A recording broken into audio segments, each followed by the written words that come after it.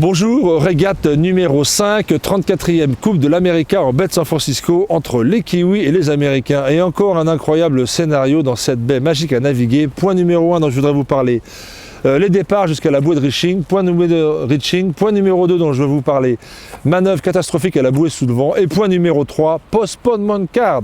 Point numéro 1, donc, comme d'habitude, le vent n'est pas habituel. Il va monter jusqu'à 23 nœuds, mais il est très à gauche aujourd'hui, il vient au-dessus de la ville. En plus, il y a 2 nœuds de courant qui rentrent, donc le reste comité met une limite très haute à 25 nœuds, mais surtout un départ différent à faire, différent. Pour la première fois, les Américains sont dehors, à droite, et très tôt sur la ligne, et quitte à essayer de pousser avec le courant les Néo-Z dehors qui doivent faire des grands coups de loft pour s'y remettre, un peu derrière, un peu moins de vitesse, et les Américains plus vite par l'extérieur arrivent à casser l'engagement, passer la bouée de Reaching en tête, envoyer un petit peu de dévent quitte à ce que les Néo-Z plantent, faire un magnifique portant au marquage.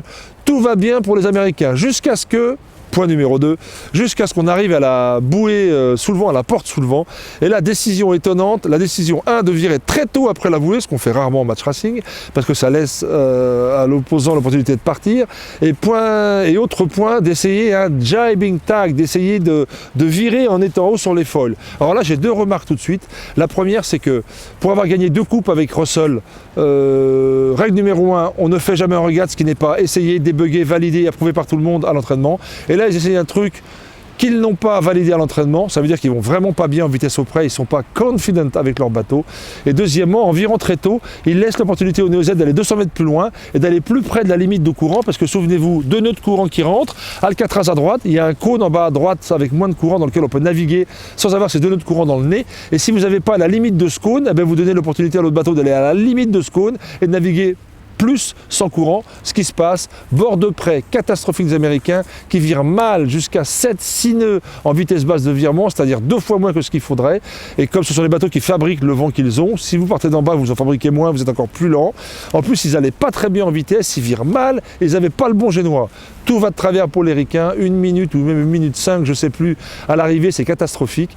Quelle ambiance incroyablement différente après la régate numéro 4, régate numéro 5, catastrophe, badaboum, le château s'est écroulé.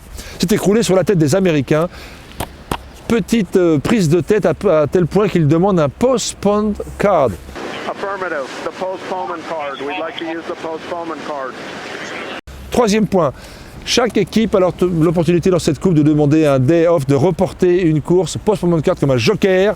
Pourquoi demander un joker? Parce que l'aile va pas bien, parce que le flotteur est de travers, parce que mon winch tourne pas bien ou parce que c'est ma tête qui va pas bien. C'est ce qui leur arrive, c'est la tête qui va pas bien. À la conférence de presse, James Pithill dit « La décision du postpone est venue de nous à bord ». Même si on le voit ici discuter avec Russell de la chose. Et il dit surtout « Nous devons regroup, il faut qu'on se retrouve, ça va pas ». Comme en basket, temps mort, on est en train de perdre, on arrête, on se regroupe et on repart. C'est la même chose, sauf que là, ils ont 1 jour et demi pour le faire, que James a dit qu'ils allaient naviguer après la conférence de presse, ils sont en train de l'attendre sur le bateau, ils remontent, ils vont renaviguer, et qu'ils vont naviguer le lendemain pendant le jour off, contraire des Néo-Z qui, eux, vont regarder les vidéos et checker le bateau.